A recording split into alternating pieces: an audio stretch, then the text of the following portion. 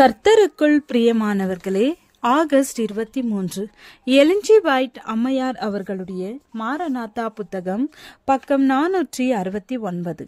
இன்றைய தியானத்திற்காக தெரிந்து கொள்ளப்பட்ட தலைப்பானது, தேவன் போடும் அடையாளத்தை தூதர்கள் வாசிக்க முடியும். வசனம் வெளிப்படுத்துதல் 7வது அதிகாரம் வசனம் 2, 3. ஜீவனுள்ள தேவனுடைய முத்திரை கோலையுடைய வேறொரு தூதன் சூரியன் உதிக்கும் திசையிலிருந்து ஏறி வர கண்டேன். அவன் பூமியையும் சமுத்திரத்தையும் சேதப்படுத்துகிறதற்கு அதிகாரம் பெற்ற அந்த 4 தூதரையும் நோக்கி, நாம் நமது தேவனுடைய ஊழியக்காரரின் நெற்றிகளில் முத்திரை போட்டு தீருமளவும் பூமியையும் சமுத்திரத்தையும் மரங்களையும் சேதப்படுத்தாதிருங்கள் என்று மகா சத்தமிட்டு கூப்பிட்டான். உலகத்திலுள்ள அனைத்தும் ஒழுங்கும் அமைதியும் கெட்ட ஒரு நிலையில் இருக்கிறது. நாடுகள் கோபத்தில் இருக்கின்றன. யுத்தத்திற்காக மாபெரும் ஆயத்தங்கள் செய்யப்பட்டு கொண்டிருக்கின்றன. ஒரு நாடு இன்னொரு நாட்டிற்கு விரோதமாகவும் ஒரு ராஜ்யம் இன்னொரு ராஜ்யத்திற்கு விரோதமாகவும் சதி திட்டத்தில் ஈடுபட்டு கொண்டிருக்கிறது. நாடுகள் யுத்தத்திற்கும் இரத்தம் சிந்துதலிற்கும் அவர்களது படைகளை பேரணிகளாக திரட்டி கொண்டிருந்தாலும் தூதர்களுக்கு கொடுக்கப்பட்ட கட்டளை இன்னும் நடைமுறையில் இருக்கிறது. ஏனெனில் தேவனுடைய ஊழியக்காரர்களின் நெற்றிகளில் முத்திரை போட்டு தீருமளவும் தூதர்கள் அந்த 4 காற்றுகளையும் பிடித்து கொண்டிருக்கிறார்கள். தேவனுடைய ஊழியக்காரர்களது நெற்றிகளில் முத்திரை போட்டு தீருமளவும் 4 காற்றுகளும் பிடிக்கப்பட்ட நிலையில் இருக்கின்றன.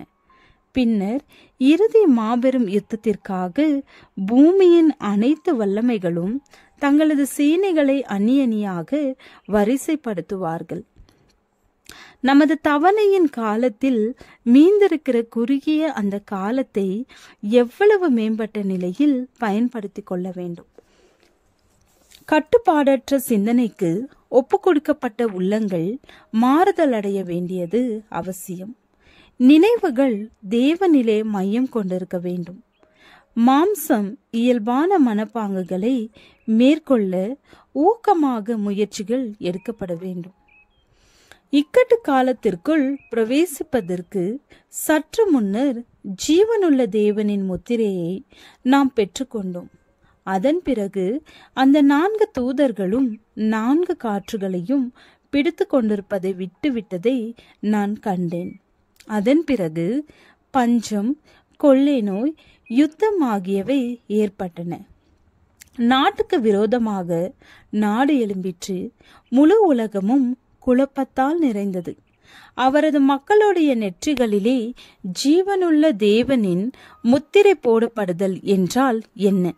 இந்த முத்திரையை மனிதர்கள் வாசிக்க முடியாது, தூதர்கள் மட்டுமே வாசிக்க முடியும். ஏனெனில் அழிகின்ற தூதன் இந்த மீட்பின் முத்திரையை கண்டிப்பாக பார்க்க வேண்டும்.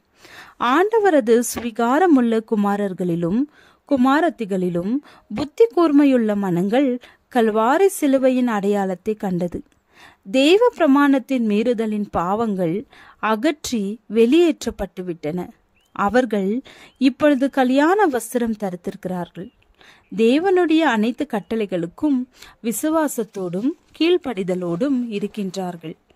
சத்தியத்தை அறிந்த பின்னர் அதன்படி அவரது கட்டளைகளுக்கு வார்த்தையிலும் செய்கைகளிலும் கீழ்ப்படியாவிட்டால் தேவன் அவர்களை மன்னிக்க மாட்டார். ஜெபம்.